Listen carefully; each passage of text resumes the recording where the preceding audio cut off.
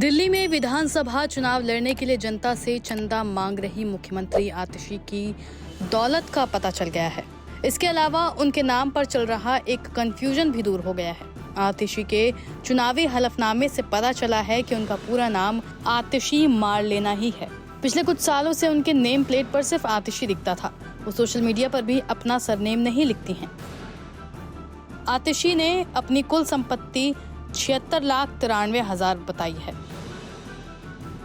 आतिशी ने हलफनामे में बताया कि उनके नाम पर कुल चल संपत्ति 76,93,374.98 है। इसमें 30,000 रुपए कैश और 1 लाख रुपए के सोने के गहने शामिल हैं।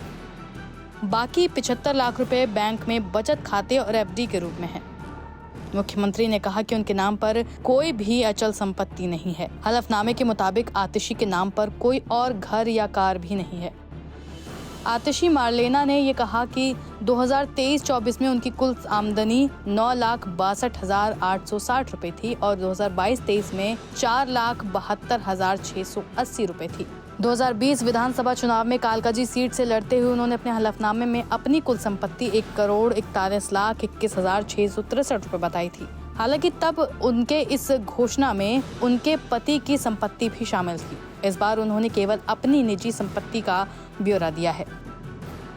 आतिशी एक बार फिर कालकाजी सीट से चुनाव लड़ रही हैं। उन्होंने चुनावी खर्च के लिए क्राउड फंडिंग की शुरुआत की है। आतिशी ने कहा कि चुनाव लड़ने के लिए उन्हें 40 लाख रुपए की जरूरत है, जबकि पहले ही दिन उनके पास 17 लाख रुपए आ गए। चंदे में उन्हें जगह जगह से कुल मिलाकर ये पैसा मिला है। दिल्ली में सभी 70 सीटों पर 5 फरवरी को मतदान होगा।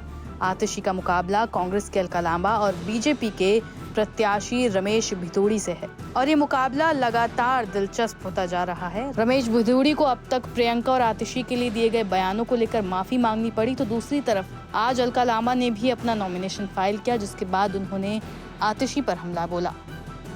लहर जो है वो आम आदमी पार्टी के कहे और भाजपा के समय चल रही है, क्योंकि मैंने ये कहा अरविंद केजरीवाल दिल्ली में हो तुम, आतिशी तुम दिल्ली में हो, मनीष सिसोदिया तुम दिल्ली में हो, अलका दिल्ली में नहीं है, अलका दिल्ली है। ये फर्क है तुम में और हम में, क्योंकि मैं दिल्ली की जमीन पर पैदा हुई, पली बड़ी और 30 साल मैंने राजनीतिक सामाजिक संघर्ष देते हुए दिल्ली को आबाद से बर्बाद होते हुए देखा है। मैं दिल्ली हूं तो मुझे दर्द होता है। दिल्ली वाले आज पीड़ा में है और ज्यादा समय नहीं है। अब उंगलियों पर उल्टी गिनती इन दोनों सरकारों की दिल्ली में शुरू हो चुकी है और एक मजबूत विकल्प के साथ, समस्याओं के परमानेंट हल के साथ एक परमानेंट मुख्यमंत्री, परमानेंट सरकार हम बनाने जा रहे हैं। कांग्रेस, मुझे पूरा विश्वास है। राहुल गांधी जी की भारत जोड़ो यात्रा, न्याय यात्रा, और अभी राहुल गांधी जी जब कालकाजी विधानसभा की ओखला मंडी में गए थे, 1 किलोमीटर तक चले, सब्जी वालों को मिले, महिलाओं को मिले। महंगाई सबसे बड़ा मुद्दा था, इसीलिए हम लोगों ने प्यारी दीदी योजना लेकर आए कि सरकार बनते ही पहली कैबिनेट की मीटिंग, पहली बैठक, पहला फैसला हर महीने की पहली तारीख को महिलाओं के बैंक खाते में प्यारी दीदी योजना के तहत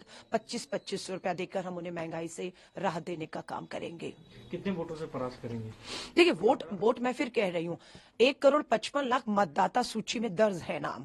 अब मैं तो अपील करूंगी कि 1,55,00,000 लोग आए पहले बाहर हमारी को, क्योंकि बहुत लोग निराश हो चुके हैं, बहुत लोग वोट नहीं करेंगे, बहुत भाजपा के लोग हैं, शायद हो सकता है भिदोड़ी जी की भाषा से गुस्से में हैं, मालूम नहीं किसी और को वोट करेंगे या वोट नहीं करेंगे, घर बैठ जाएंगे। सेम आम आदमी पार्टी का हाल है। हाँ, लेकिन कांग्रेस के पास, इससे मैं कह रही हूँ, आज अगर मुझसे बात करेंगे तो कांग्रेस सबसे बड़ी चुनौती है।